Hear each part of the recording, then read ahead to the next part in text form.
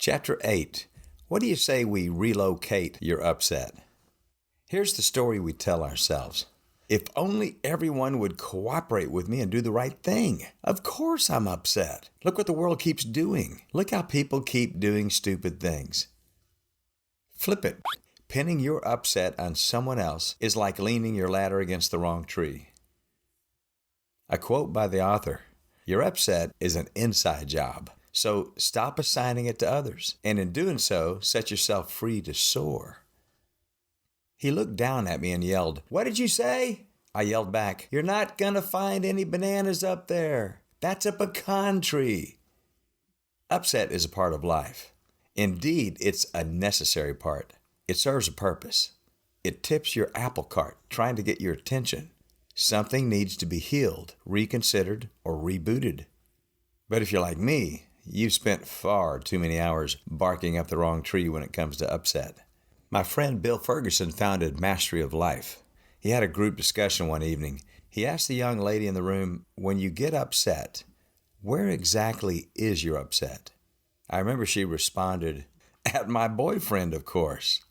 You see, her upset ladder was leaning against the wrong tree. And when you're trying to resolve your issue of upset while thinking that it's them and not you, you'll have more success trying to find that banana in the pecan tree. Oh, and by the way, her upset was always inside her, never anywhere outside her. Out there is simply what triggers our upset in here. Here's what I figure. Blaming others never took me to the root of my upset. It pushed it under the rug for the moment, which momentarily made me feel better. The upset has been stored inside me like a smoldering coal. I didn't know it, and I couldn't see it, but when you poke that bear, it comes out roaring. So naturally, I blame you, the poker. My blaming others for my upset only kept me from facing any truth about myself and whatever issues I had brewing inside me. But my patient God just smiles and says, "Next time, maybe you'll get it next time." What if your upset isn't such a bad thing? What if it's actually something that serves you? Upset is like the nerve endings in your skin. Are they bad or good? I mean, wouldn't it be great if we could just turn off the switch on those nerve endings so we wouldn't feel pain? Except, of course, those times when you grab that hot pan in the stove, the one that you forgot was hot. It's a good thing your nerves alerted you that time, or else you'd be having cooked hand for dinner. Just like your nerve endings, your upset is a sounding alarm. What's that alarm about? I don't know, you tell me. I can assure you that whatever it is, it has nothing to do with him or her or them or it. It has everything to do with you. And you're only hurting yourself by trying to silence the alarm. I still prefer to avoid upset. I mean, who in their right mind wants to feel that emotion? I know that's right. I'm itching to share with you the good news I've learned about this because it will flip your perspective on virtually everything in your life. We often schedule our very lives around avoiding upset or pain. I will avoid making that phone call. I'll not ask her out for fear of being turned down. I will not start that business. It's much less scary to just remain in the thinking, talking stage.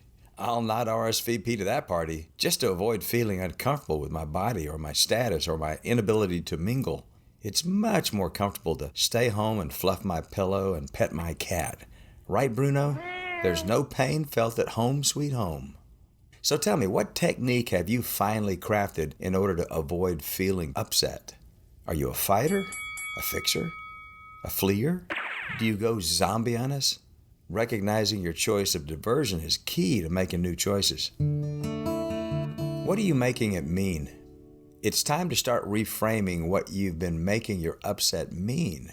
It's gotten a bad rap, Life around you happens on your behalf to serve you, not to diminish you. When you reframe that divorce or that accident or that tragedy, you then begin to understand that there's meaning and purpose in everything that has taken place. Even the most unbearable circumstance has some takeaway for you. Everything in this life is intentional and holds value for you.